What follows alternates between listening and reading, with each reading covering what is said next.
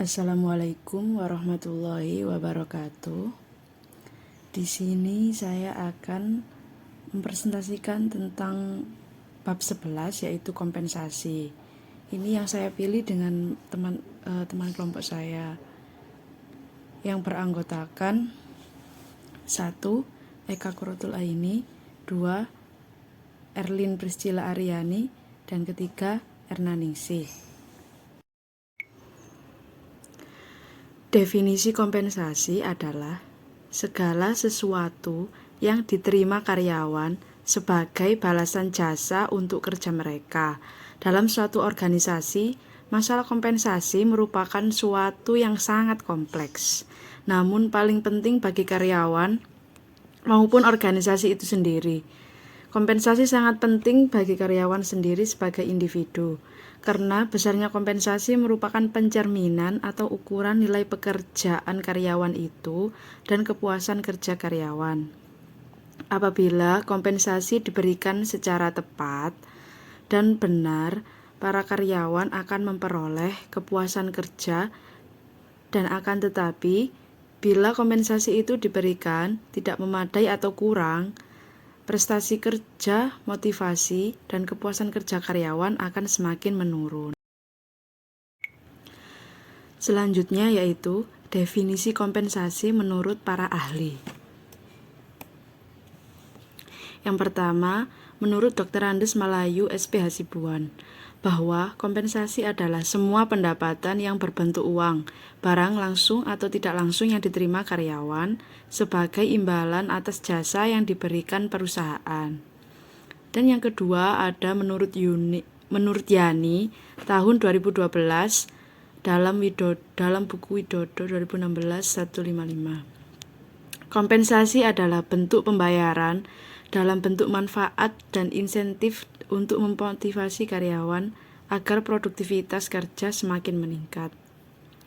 Dan yang ketiga ada menurut Marwansyah, kompensasi adalah penghargaan atau imbalan langsung maupun tidak langsung, finansial maupun non-finansial, yang adil dan layak kepada karyawan sebagai balasan atau kontribusi atau jasanya terhadap pencapaian tujuan perusahaan.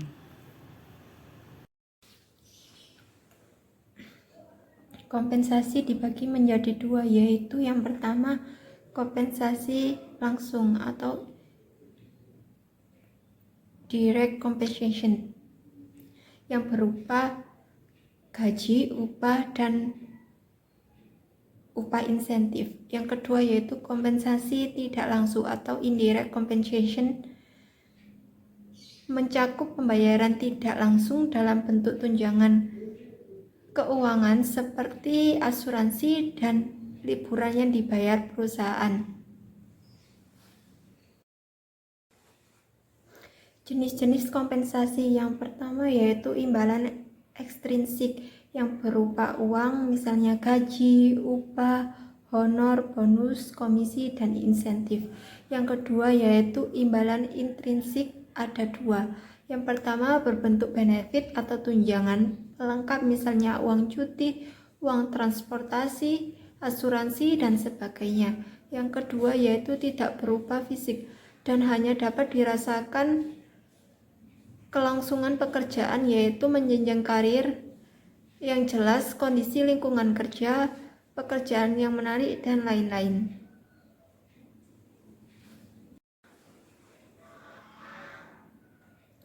Yang selanjutnya yaitu tujuan kompensasi. Yang pertama, mendapatkan karyawan yang bermutu dan sesuai dengan kebutuhan perusahaan. Yang kedua, mempertahankan karyawan yang ada. Yang ketiga, menghargai prestasi kerja, produktivitas, dan loyalitas karyawan. Yang keempat, yaitu menjamin keadilan. Yang kelima, mengendalikan biaya-biaya, terutama pada biaya-biaya rekrutmen dan pelatihan yang dikeluarkan saat adanya pergantian karyawan. Yang keenam, memenuhi peraturan-peraturan pemerintah.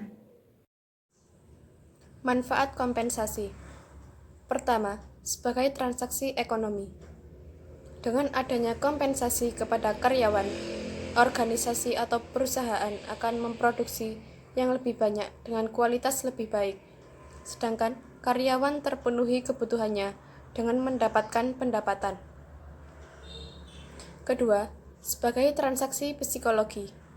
Sebuah pekerjaan merupakan gambaran kontrak psikologi antara karyawan dengan organisasi, yang mana setiap individu menukarkan beberapa keterampilan yang dibutuhkan organisasi untuk bayaran dan sumber kepuasan lainnya. Ketiga, sebagai transaksi politik.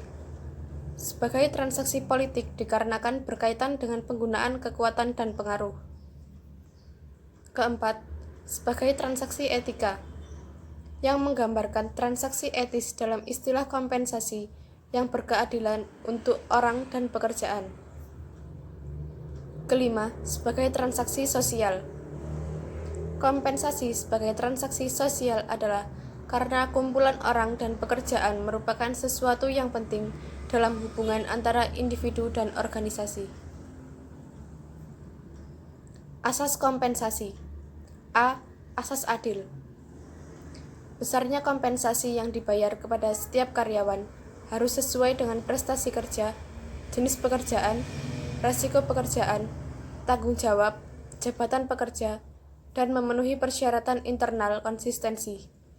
Dengan asas adil akan tercipta suasana kerjasama yang baik, disiplin, loyalitas, dan stabilitas karyawan akan lebih baik. B. Asas layak dan wajar. Besarnya kompensasi yang diterima karyawan dapat memenuhi kebutuhannya pada tingkat normatif yang ideal. Tolak ukur layak adalah relatif. Penetapan besarnya kompensasi didasarkan atas batas upah minimal, pemerintah, dan eksternal konsistensi yang berlaku. Faktor-faktor yang mempengaruhi besarnya kompensasi. Pertama, tingkat biaya hidup. Kedua, tingkat kemampuan dan kesediaan perusahaan. Ketiga, jenis pekerjaan dan besar kecilnya tanggung jawab. Keempat, peraturan perundang-undangan yang berlaku. Kelima, posisi jabatan karyawan. Keenam, pendidikan dan pengalaman karyawan. Sekian presentasi dari kelompok kami. Bila ada salah kata atau perbuatan, kami mohon maaf. Wassalamualaikum warahmatullahi wabarakatuh.